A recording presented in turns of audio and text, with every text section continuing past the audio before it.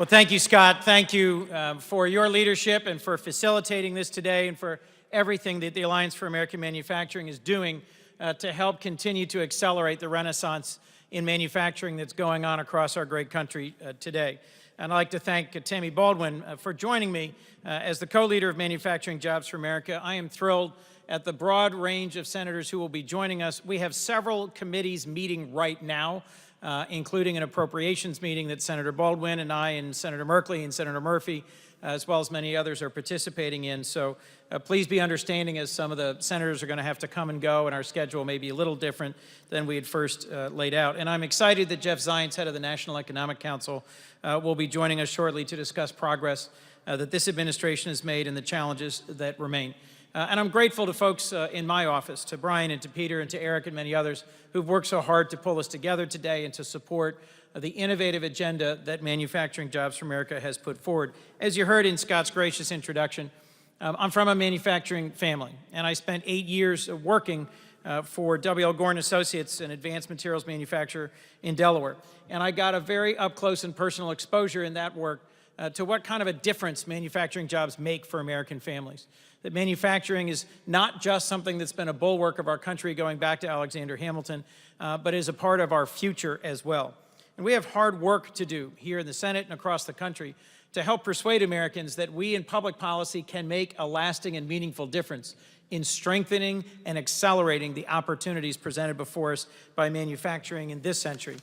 You know, virtually every day I commute back and forth by Amtrak from my hometown of Wilmington.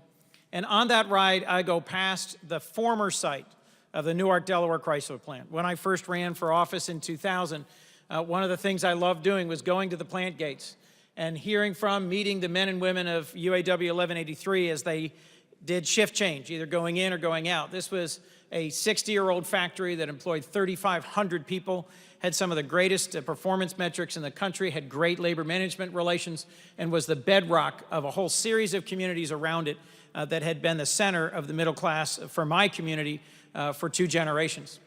Well, today that plant is not just closed, it's gone. Its site is leveled. There are a few small startup manufacturers on that site. There are some jobs that have come back to it, but it is to me a haunting reminder of the jobs lost over the last few decades.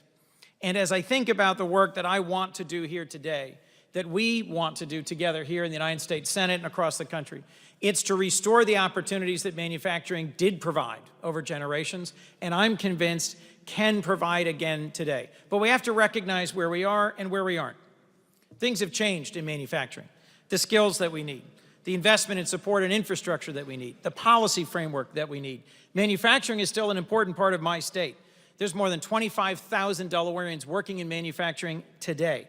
And across the country, nearly 12 million Americans are employed in stable, high-wage, high-skill manufacturing jobs.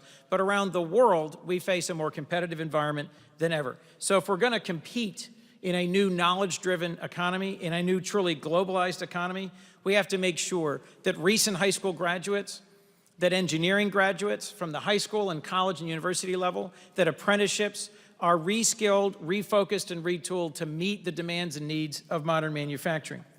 I want to just say a few encouraging things and then hand this over to Senator Baldwin, since I know I've got at least 2 other colleagues who are waiting for me to conclude my already overly lengthy remarks. First is that manufacturing is something that can and should be bipartisan.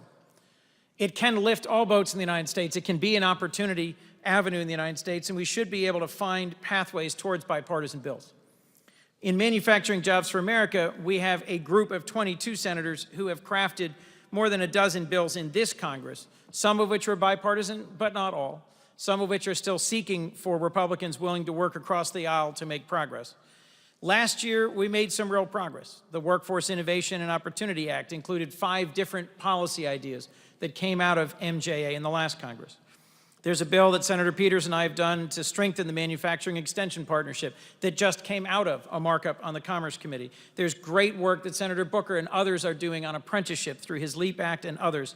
As was mentioned in the introduction, the R&D tax credit has been made permanent and accessible to startups for the first time.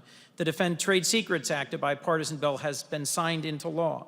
And the Manufacturing Universities Bill, which was co-sponsored by Senators Baldwin and Gillibrand, Franklin, Ayotte, and Graham, has passed through the NDAA in the Senate and is on its way to making a difference in how curricula are designed and developed in partnership with manufacturers at universities around the country. These are just a few examples. And before I go on any further, let me just say that what I hope we are doing is working together to deal with the problems facing manufacturers today and working past the dysfunction here in Congress.